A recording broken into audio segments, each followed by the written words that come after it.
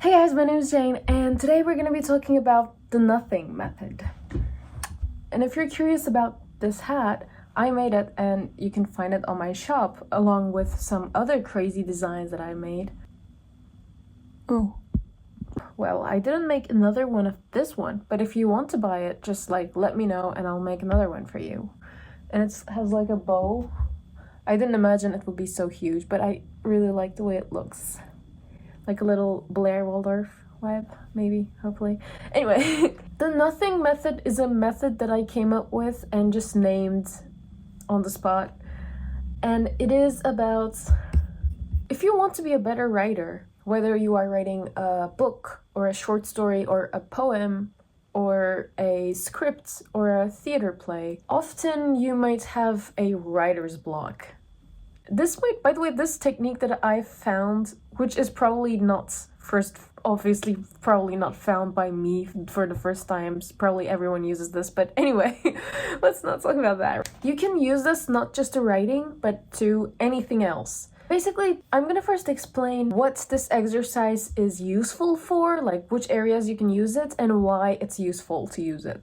So basically, you can use it for writing, or any other art piece. You can use it for a script idea or a book or a poem, or what I would mostly recommend it and what I use it for is for making my characters talk in my theater plays or in my scripts. And it wasn't necessarily an exercise that I did, it was just the way I thought that made it happen for me, like made it easier for me to write a story.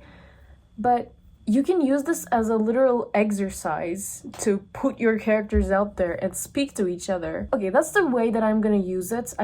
Since I'm a writer and my main thing is writing/acting, I'm gonna talk about it in the sense of writing. But I think you can apply it to any other art if you would prefer. And you might need to make some adjustments if you're doing a drawing or making a song or any other form of art, or who knows. You might need to just make some choices and adjust it to your own situation. But anyway, okay, now before we get into what this exercise is and how you will do it, I want to talk about why it is useful. It is useful because this exercise lets you, when you are thinking about all the possibilities that you can write about, there's so many people out there, so many life stories, so many genres, it's just so much, millions of possibilities. It's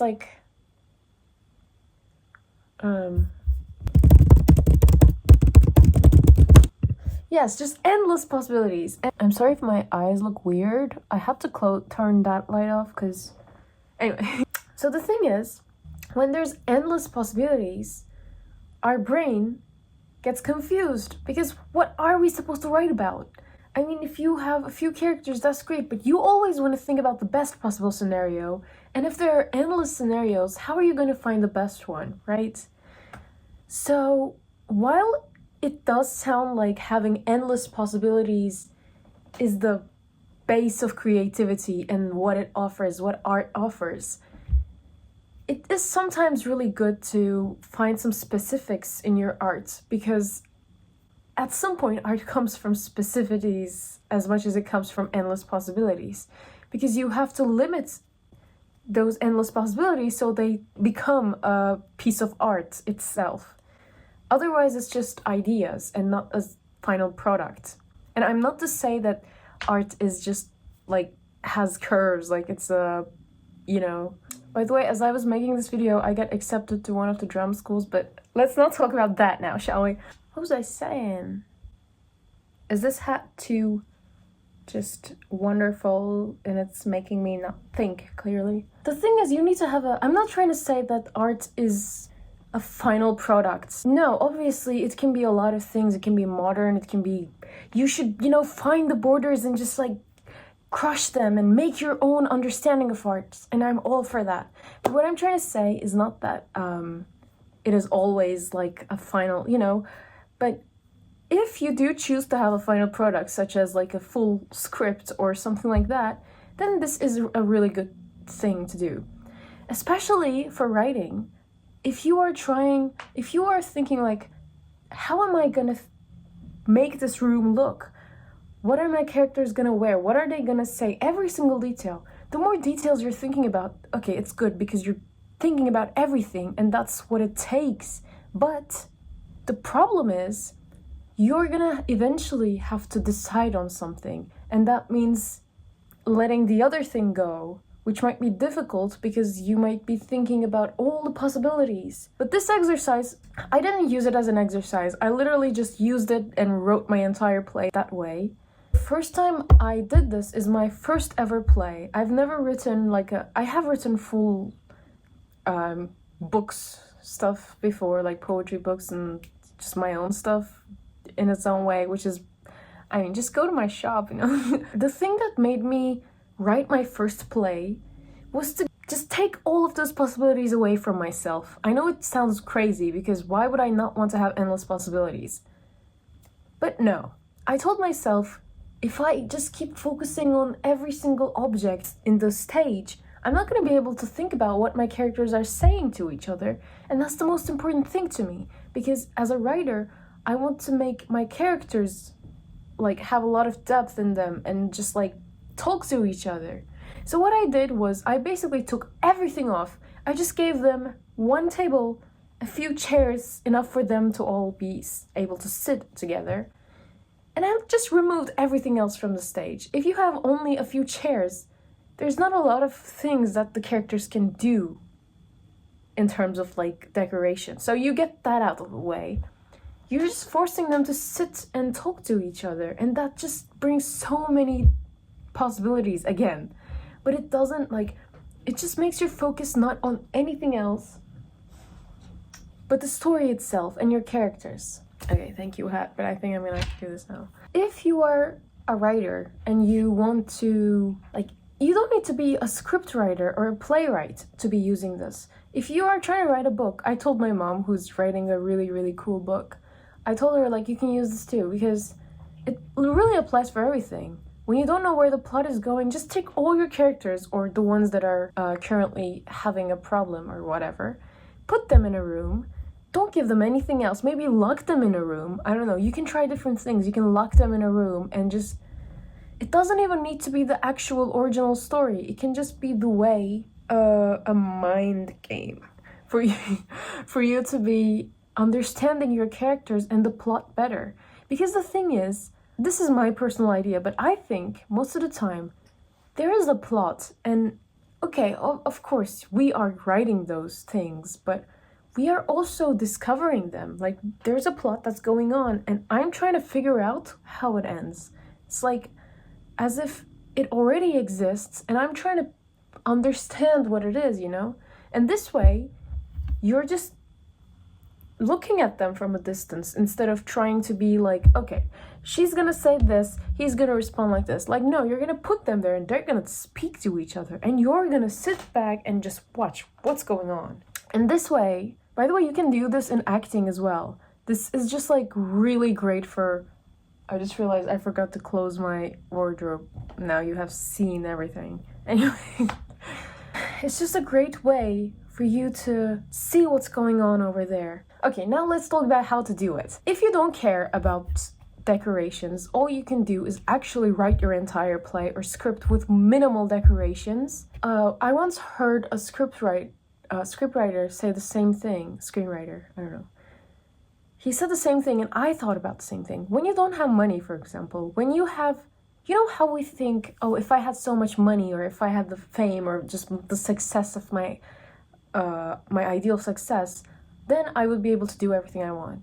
But that's the thing. The thing that you want is getting there. It applies to art as well. In order to get there, you need to use what you don't have. Because you don't have the other stuff. Like, if I want to make a movie, I'm gonna have to use what I have and do it that way. Otherwise, it's never gonna happen. It's the same thing when you're writing something or making an art project. What you have to do is you have to let it do its thing. And how are you gonna do that? Let me help you with that. So this is a paper that I was writing about. I was trying to write about this video, but this is a paper, okay? I'm just gonna say, as I said, this is a horrible drawing, by the way. I have 3 characters and I'm gonna draw this. You can do it in your mind or you can write it down like as a script or just draw something like this. Just really imagine it in your head, whatever it is. If it's a script, if it's a scene, really imagine it. And I'm gonna put my characters here. Let's say John and Stella, who's actually one of my characters, and Donnie. I don't know why. I have a dog called Donna, maybe that's why. So John, Stella, and Donnie are all sitting there. I don't know why they're not facing each other. But there you go, that's a start. The less stuff I have to work with, the more the focus is gonna be on the story itself. So now if they're all sitting each other, it already gives me an idea. Just because of the way that I drew it, it's like there's some sort of conflict going on here, which is what scenes most usually need. And they're not talking to each other. Why are they not talking to each other? I would make the scene go like, for example, Stella says something like, or maybe not Stella, I don't know, kind of depends. Maybe John or Donnie. That's literally all the possibilities. Donnie says something like, when are you gonna speak to me? And they both respond at the same time, Stella and John.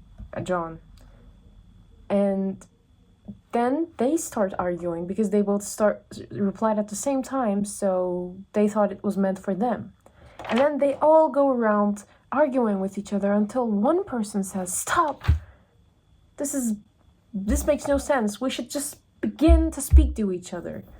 There you go. That's a really interesting beginning point. I mean, and I did this before knowing any of these people. It already gave me an idea. It's like just reading the room here. But if you already have a room, if you already know your characters, you know what they're gonna say to each other. I mean, you don't have to do it as a nothing exercise. You can literally put them in an island. Put them in put 2 of your characters, like for example, 2 people who are in love or 2 people who just broke up or whatever it is. Put them in a room and make them say stuff to each other in a most uncomfortable way. You know, it's better if it's an uncomfortable way, not because I'm a psychopath. Oh my god. It's better to make them uncomfortable because that's when the plot's gonna unfold. If you make them too comfortable, they might just be themselves, and I don't know, that might work too. But just, you can try, have fun, and just put them in different rooms. You know, put them in different situations. If you put them in a room with minimal or maybe no objects, maybe just an empty stage, the location is gonna, you know, just put a frame to it. And if there's nothing in there, it's gonna make your characters have to speak with each other because there's nothing they can play with. They can't be, maybe they'll be playing with a chair only, but they can't be playing with like all the books and all the stuff. And then when you have all those stuff, if you still want to put more decorations, then you can see how the story already is and then place those things behind instead of just trying to find everything all at the same time.